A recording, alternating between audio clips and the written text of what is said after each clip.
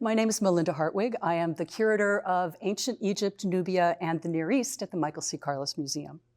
I'm going to be talking about this fragment here, which is a great example of new digital methods of analysis, about cultural repatriation of objects back to their host country, and also collaboration within the United States and also internationally among scholars. So what are we looking at here? This is a red granite fragment. It has a curved back here. And then on the front, you can see that there are three different cartouches, one here, and one there. The first cartouche belongs to Akhenaten, the king who proclaimed the worship of a one sole god, the Aten sun disk. And the next two cartouches we have are of the Aten. Now this is really unusual because usually gods didn't have cartouches. This was the only time we actually have in Egyptian history that a god was given a cartouche. This is quite interesting because the gods were always far above the king. The king acted as the intercessor between man and the gods. But by giving the Aten a name in cartouches, he brings the god down to his level. And it also illustrates that because it's a sole god, only through Akhenaten can you worship the sun disk. Now there's some more interesting things here as well. Now in terms of new digital methods of analysis, we did RTI on this fragment and some things really popped out. For example, this cartouche right here on the surface is the later name of the Aten. And the cartouche over here is the earlier name of the Aten.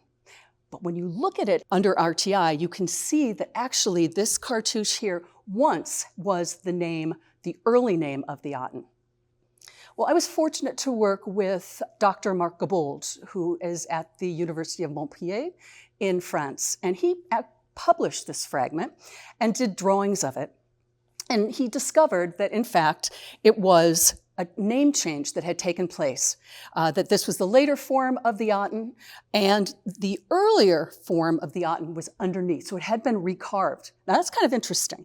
And they didn't touch this third cartouche because it's still the earlier name. He also noted this curve on the back. And what we know is that the royal tomb at Amarna had a number of sarcophagi.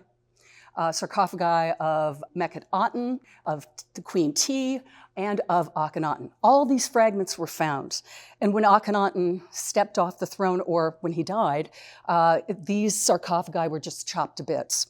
So what Marc did is that he pieced together a number of the fragments that had this curved back, and it turns out that they were lids belonging to these three coffins or sarcophagi of individuals.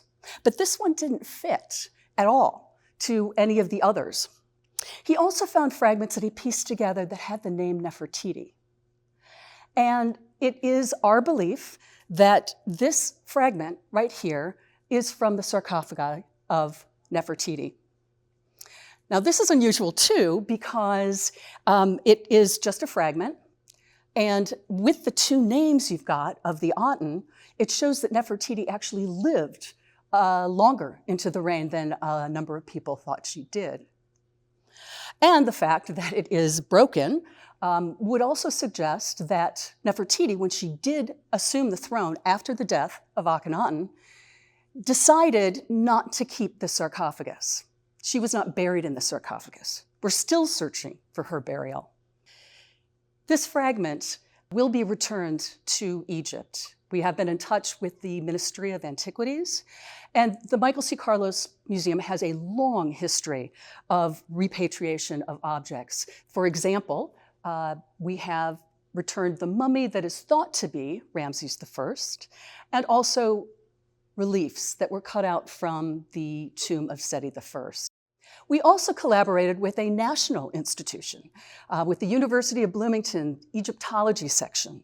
And they're one of the forefront of using RTI, or RTI is a way of being able to light an object so that more information comes out. This is a really, really good instance of how something that looks so innocuous gives us so much tremendous information about a time that is considered one of the most shadowy periods in ancient Egyptian history.